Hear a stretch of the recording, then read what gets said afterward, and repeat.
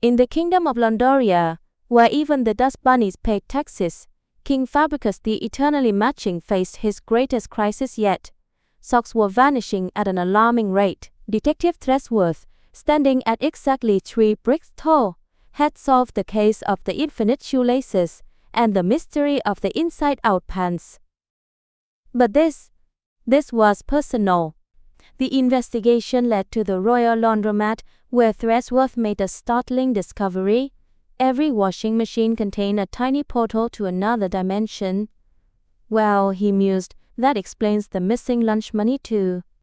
On the other side lay the sock dimension, a realm where argyle mountains touched, striped skies, and tube socks grew on trees like woolly bananas. It smelled exactly how you'd expect. The sock emperor, resplendent in his golden thread crown, had been collecting socks for centuries. Loneliness, he explained dramatically, is having 10,000 socks, but not a single matching pair. Once the emperor had been just another happy sock named Gary, until the great spin cycle of 89 separated him from his beloved twin. He'd been stealing socks ever since, searching for his lost other half. The emperor had assembled the Sock Liberation Army, athletic socks as infantry, dress socks as officers, and those socks with individual toes as special forces. They were armed and dangerous, dangerously soft. "Wait," cried Threadsworth, his detective brain working overtime. "Your twin isn't lost, he's been repurposed. He's living his best life as a puppet in the king's daughter's toy chest." The emperor's heart, located somewhere in his heel region, swelled with hope. "Bring me my brother," he declared, "and I'll return every single sock, even the festive Christmas ones with bells." Portal travel, as it turns out, is tricky when you're covered in static cling. Threadsworth tumbled back into the laundromat with half a dozen sock soldiers stuck to his wool coat. The sock soldiers, experiencing the human world for the first time, were fascinated by everything. They tried to mate with the curtains, challenged the carpet to a duel, and one dress sock fell hopelessly in love with a feather duster. Princess Wolina's favorite toy, Sir Stripes the Dramatic, was mid-performance of Hamlet for an audience of stuffed animals. To don or not to don, he soliloquized, that is the question. Sir Stripes, upon learning of his long-lost twin, delivered such a moving monologue about brotherhood that even the teddy bears wept polyester tears. Sir Princess, so heartbroken, understood true love. King Fabricus, deciding this was the strangest Tuesday he'd ever had, ordered all washing machines brought to the throne room. The combined portals created a gateway large enough for the Great Sock return. Gary and Sir Stripes finally met. The multiverse itself seemed to hold its breath. They hugged with the intensity of 1,000 fabric softener sheets, their stripes aligning perfectly once more. True to his word, the emperor commanded the great return.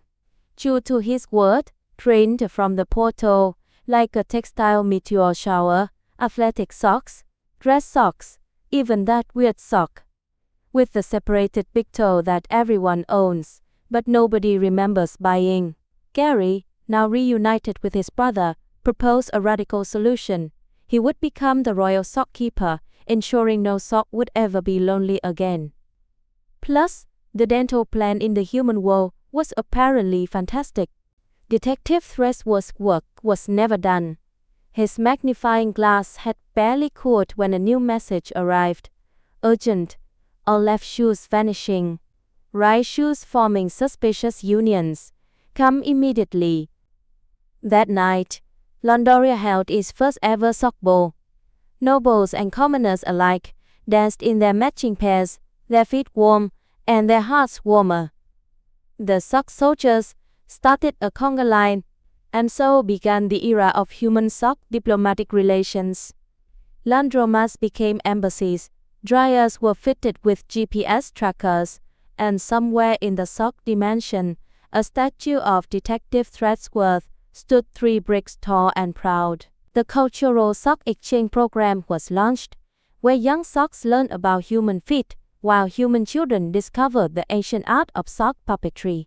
It was considered a huge success, despite the occasional static incident. Sir Stripes published his memoir, Torn Apart, A Sock's Journey, which became a bestseller in both dimensions. His theatrical background made him the perfect ambassador, dramatic, yet absorbent.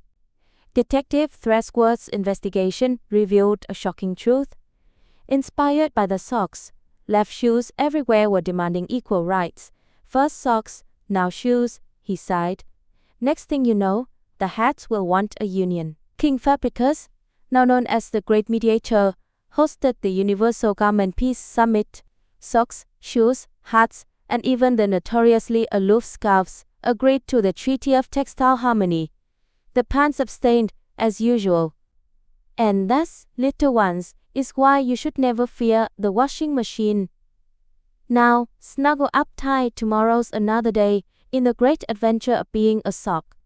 Sweet dreams, and may all your pairs stay together.